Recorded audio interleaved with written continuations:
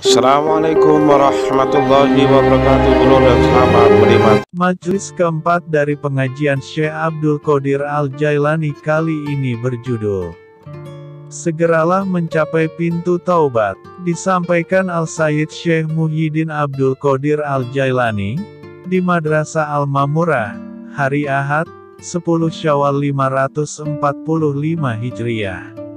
Diriwayatkan dari Rasulullah bahwa baginda bersabda, barang siapa yang dibukakan untuknya pintu kebaikan, maka hendaklah ia mencapainya, karena sesungguhnya ia tidak mengetahui, kapan pintu itu akan tertutup baginya. Petik 2. Wahai kaumku, capailah olehmu pintu kehidupan itu selagi ia masih terbuka untukmu, karena tidak lama lagi pintu itu akan tertutup buatmu. Lakukanlah kebaikan, selama kamu masih mampu melakukannya. Segeralah mencapai pintu taubat dan masuklah kamu ke dalamnya, selama ia masih terbuka buatmu. Capailah pintu doa, karena pintu itu masih terbuka untukmu. Bersegeralah kamu mencapai pintu kebaikan, bersama dengan saudara-saudaramu yang soleh, karena pintu itu terbuka untukmu. Wahai kaumku, bangunlah semula apa yang sudah kamu robohkan. Cucilah apa yang telah kamu kotorkan dengan najis. Perbaikilah apa yang telah kamu rusakkan dan jernihkanlah apa yang telah kamu keruhkan. Kembalikanlah apa yang sudah kamu ambil dan kembalikanlah kepada Tuhanmu apa yang telah engkau larikan darinya tanpa izinnya. Wahai hamba, tiada sesuatu pun di sini kecuali Al-Khaliq. Jika engkau bersama Al-Khaliq, maka engkau adalah hambanya, dan jika kamu bersama makhluknya, maka kamu adalah hamba mereka, hingga engkau dapat membuang ketandusan dan kegersangan di hatimu serta mencerai-beraikan semuanya dari hatimu. Apakah kamu tidak tahu, bahwa orang yang mencari Allah akan berpisah dengan semuanya itu? Sudah cukup jelas, bahwa segala sesuatu dari makhluk adalah hijab antaranya dengan Khalik. Wahai hamba, janganlah kamu bermalas-malas, karena selamanya kemalasan itu akan membuatmu terhalang dan akan menimbulkan penyesalan di dalam hatimu. Karena itu perbaikilah pekerjaanmu, sementara Allah telah berbuat baik kepadamu, di dunia maupun di akhirat. Abu Muhammad Al-Ajami rahimahullah senantiasa berdoa dengan ucapan, Ya Allah. Tanda seru. Jadikanlah kami orang-orang yang baik. Seakan-akan ia bermaksud mengatakan, Ya Allah, jadikanlah kami sebagai orang yang memperbaiki apa yang telah kami lakukan. Tetapi lafaz itu tidak sampai beliau ucapkan. Barang siapa yang pernah merasakannya, maka ia akan mengetahuinya. Pergaulan yang baik dengan makhluk dan berteman dengan mereka dalam batas-batas syariah dan keridaannya adalah pergaulan yang diberkati. Sebaliknya, jika hal itu dilakukan dengan melanggar batas-batas syariah dan tiada keredaannya, maka janganlah lakukan itu, karena tiada kehormatan untuk mereka. Penerimaan dan penolakan terhadap suatu ketaatan merupakan suatu petanda bagi kaum sufi dan orang-orang yang menjauhi kemaksiatan. Wahai hamba, tegakkanlah perangkap doamu dan kembalilah kepada keridaan. Janganlah engkau berdoa dengan lidahmu, sementara hatimu berpaling daripada Allah Al-Haq. Pada hari akhirat kelak, semua manusia akan teringat akan apa yang telah dilakukannya di dunia, baik kebaikan atau keburukannya. Penyesalan ketika itu tiada bermanfaat sama sekali, demikian juga dengan ingatan itu. Bahkan tidak bermanfaat juga baginya mengingat hari kematiannya, ingat akan tanah pertanian dan persemaiannya dan masa menuai bagi manusia. Semuanya itu tidak bermanfaat lagi. Diriwayatkan bahwa Rasulullah bersabda, Dunia adalah tempat bercucuk tanam untuk kehidupan akhirat. Maka barang siapa yang menanam kebaikan, maka ia akan memetik kebahagiaan.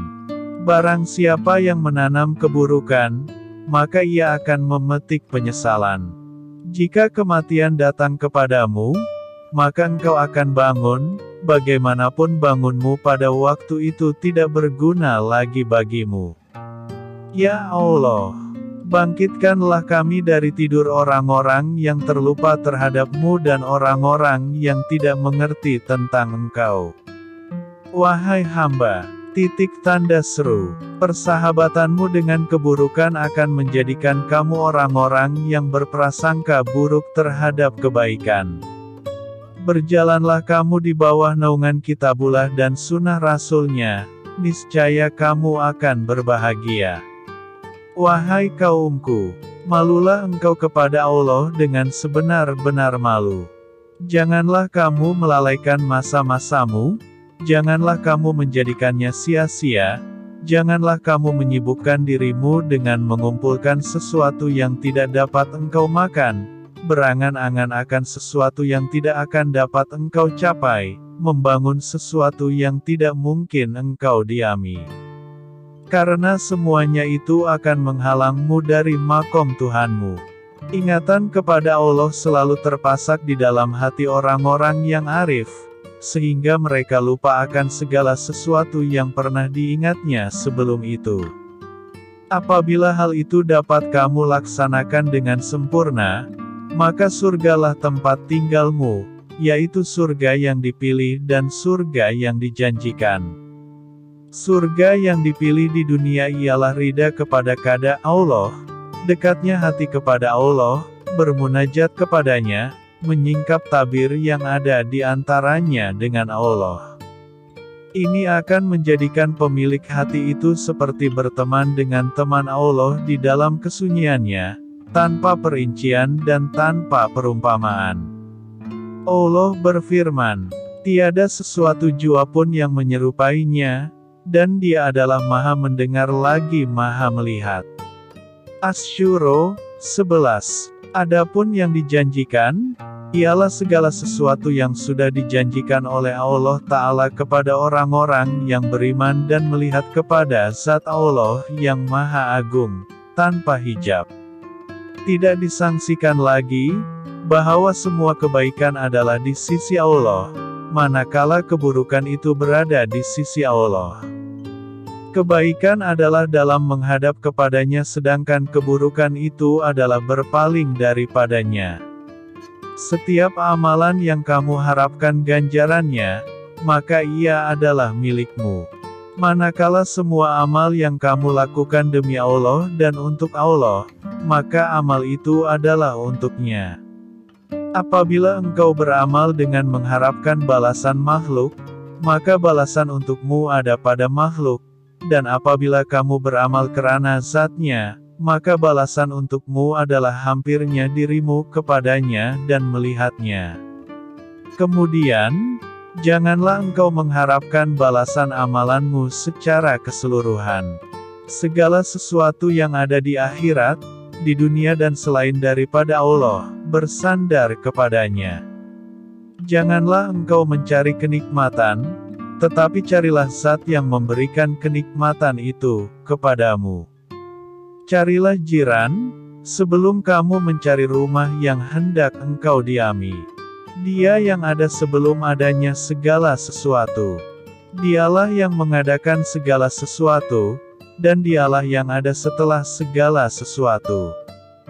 Hendaklah engkau sentiasa ingat akan mati dan bersikap sabar atas segala bencana, serta bertawakallah kamu kepada Allah dalam semua keadaan.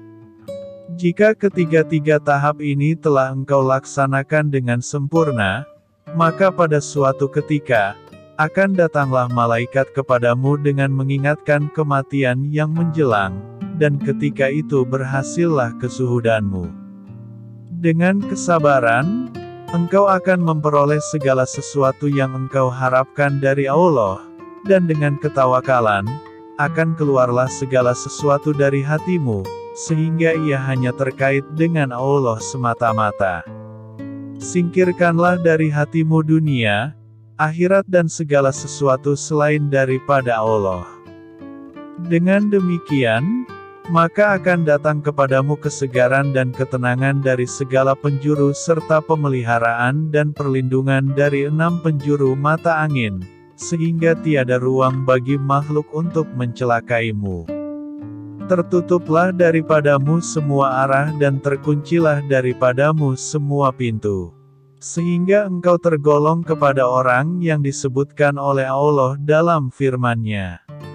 Sesungguhnya hamba-hambaku, kamu tidaklah dapat berkuasa ke atas mereka. Al-Isra 65. Bagaimana mungkin makhluk akan dapat menguasai orang-orang yang mengesahkan Allah, yang ikhlas, yang tidak menunjukkan amalnya kepada makhluk, yang berbicara tentang tujuan akhir, bukan pada permulaannya. Semua permulaan itu adalah bisu dan semua penghujung itu adalah pemahaman. Orang yang ikhlas itu kerajaannya ada di dalam hatinya dan kekuasaannya ada di dalam batinnya tanpa memandang kepada kenyataan lahir. Adalah suatu hal yang jarang terjadi, seseorang yang mampu menghimpunkan kerajaan zahir dan batin. Jadilah kamu menjadi orang yang menyembunyikan semua sikap dan perilakumu, janganlah berhenti, hingga engkau mampu menyempurnakannya dan hatimu sentiasa berhubungan dengan Allah. Jika engkau telah menyempurnakannya dan telah mencapai makam makrifat, maka ketika itu engkau tidak lagi akan peduli kepada bermacam halangan dan rintangan. Bagaimana kamu akan mempedulikannya, sedangkan kedudukan engkau telah mantap dan kukuh? Berdirilah engkau di tempatmu, sementara Dia akan memelihara dan melindungimu, maka manusia atau makhluk-makhluk lain akan menjadi dinding penghalang di hadapanmu. Hinaan dan pujian ketika ini tiada berbeda bagi kamu, demikian juga dengan penerimaan atau penolakan mereka. Engkau akan menjadi orang yang membangun dan yang merobohkan mereka. Kamu bertindak terhadap mereka dengan izin Khalik, Al-Haq pencipta mereka. Maka Dia akan memberimu jalan pemecahan dan penyelesaian serta membuang semua petaka di dalam hatimu dan memberikan tanda-tanda ke dalam batinmu. Tiada pembicaraan apapun sehingga engkau cukup mafhum dengan semuanya ini.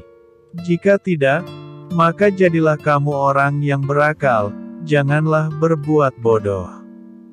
Kamu adalah bagaikan orang buta, karena itu carilah orang yang akan membimbingmu. Kamu adalah orang bodoh, maka carilah orang yang akan mengajarmu. Jika engkau telah menemuinya maka hendaklah engkau berpegang kepadanya. Terimalah semua pendapat dan buah pikirannya dan terimalah dalil-dalil yang diberikannya secara baik. Jika engkau telah mendapatkannya, maka duduklah engkau di sana bersamanya hingga engkau mampu memantapkan pengetahuanmu berkenaan dengan hal itu. Pada ketika itu akan terlindunglah daripadamu segala kejahatan. Engkau menjadi pengikut kefakiran dan kemiskinan. Kesimpulan dari semuanya ini ialah menjaga rahasia Allah dan berakhlak kepada manusia dengan akhlak yang baik. Di manakah kamu mencari kebenaran dan keridaan Allah selain daripadanya? Apakah kamu tidak mendengar firman-Nya yang berbunyi, "Di antara kamu, ada orang yang menghendaki dunia dan di antara kamu, juga ada orang yang menghendaki akhirat." Ali Imran 152. Sementara dalam ayat lain pula, Allah berfirman, yang berbunyi, mereka menghendaki atau menginginkan keredaannya.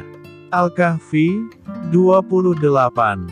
Sesungguhnya kebahagiaan dan keuntungan akan menjadi bagianmu, dan datang kepadamu tangan-tangan mujadid pendokong pembaharuan, yang akan membersihkan kamu dari sentuhan tangan-tangan makhluk, serta akan membawamu menghampiri pintu gerbang takarub kepada Allah. Allah berfirman, yang berbunyi, "Di sana, pertolongan itu hanya datang dari Allah yang hak." Al-Kahfi 44. Apabila engkau telah sampai ke makam atau tahap ini, maka dunia dan akhirat akan datang kepadamu sebagai pelayan, tanpa adanya rasa kesusahan. Capailah pintu Al-Haq dan tetaplah engkau berdiri di sana. Apabila engkau tetap di sana, maka akan nyatalah bagimu beberapa seruan atau bisikan, sehingga engkau akan mengetahui dan membedakan antara bisikan nafsu, bisikan hawa, bisikan hati, bisikan iblis, dan bisikan malaikat. Inilah yang dikatakan dengan bisikan yang benar dan bisikan yang batil. Pelajarilah satu demi satu bisikan-bisikan tersebut, sehingga engkau mengetahui tanda-tandanya. Apabila engkau telah sampai ke makam ini, maka akan datang bisikan ilham dari Allah untuk membimbingmu berkenaan dengan kesopanan, keteguhan, tegak dan dudukmu, gerak dan diammu serta perintah dan larangan buatmu. Wahai kaumku, janganlah kamu mencari tambahan dan pengurangan, awalan dan akhiran, karena takdir itu telah menyelubungi diri masing-masing dengan batas-batas tertentu. Tiada seorang pun di antara kamu, kecuali ia mempunyai catatan atau ketentuan dari kudrat ini. Rasulullah SAW bersabda, yang berbunyi, "Telah selesai Tuhanmu dari menciptakan rezeki dan ajal. Maka keringlah pena dari segala yang wujud.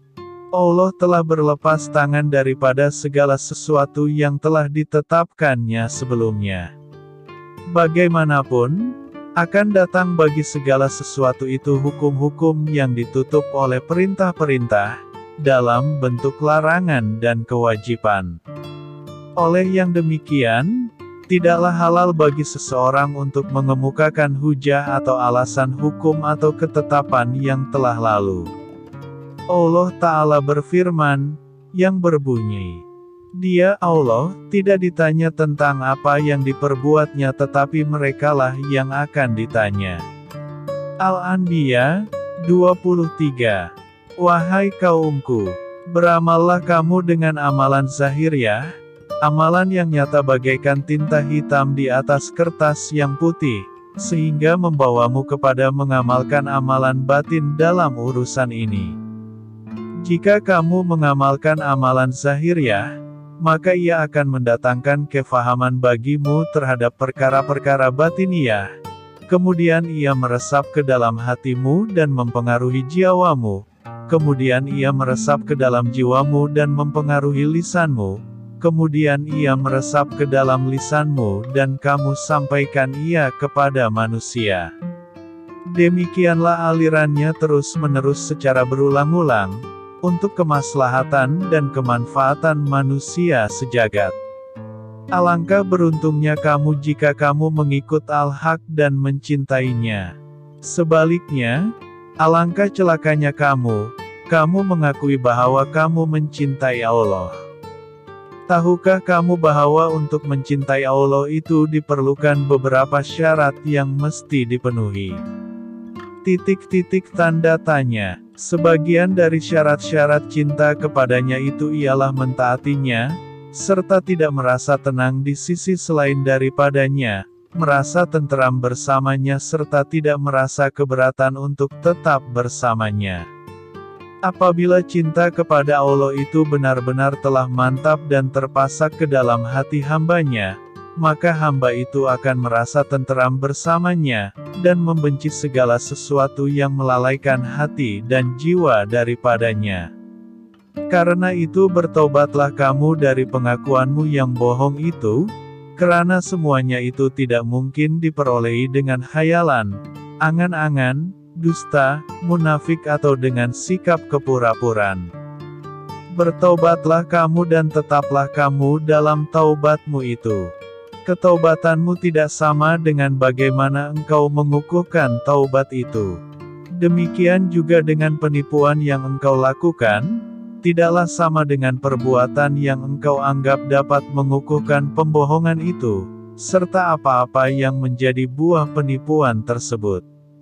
Al-Sayyid Syekh Abdul Qadir Al-Jailani berkata, tetaplah engkau untuk senantiasa ridha dengan Allah, dalam keadaan bencana atau sengsara, dalam keadaan miskin atau kaya, dalam keadaan kesusahan atau kesenangan, dalam keadaan sihat atau sakit, dalam keadaan baik atau buruk, ketika memperoleh yang engkau kehendaki atau tidak. Aku tidak tahu obat apa yang sesuai untukmu, selain dari menyerahkan diri sepenuhnya kepada Allah Al-Haq. Jika Dia menetapkan sesuatu yang merugikan kamu, janganlah kamu merasa benci kepadanya, jangan pula kamu menjauhkan diri darinya serta jangan pula kamu mengadukan hal yang menimpa dirimu itu kepada selainnya. Karena semuanya itu akan menambah ujian dan cobaan terhadap dirimu. Karena itu, hendaknya engkau tenang berada di hadapannya. Lihatlah apa yang dilakukannya terhadap kamu dan untuk kamu, maka berbahagialah kamu dengan perubahan dan ketentuan yang dilakukan terhadapmu itu. Jika kamu bersamanya dengan jalan seperti ini, maka sudah pasti Dia akan menukar kegelisahanmu dengan ketenangan, dan jiwamu akan tenteram dalam mentauhidkannya. Ya Allah, jadikanlah kami bersama orang-orang yang berada di sisi-Mu dan bersama-Mu. Ya Tuhan kami, berilah kami kebaikan di dunia dan kebaikan di akhirat, serta peliharalah kami dari siksaan api neraka. Al-Baqarah 201. Demikianlah. Terima kasih, dan jangan lupa mengikuti kelanjutannya di channel Remah-Remah Hikmah. Wassalamualaikum warahmatullahi wabarakatuh.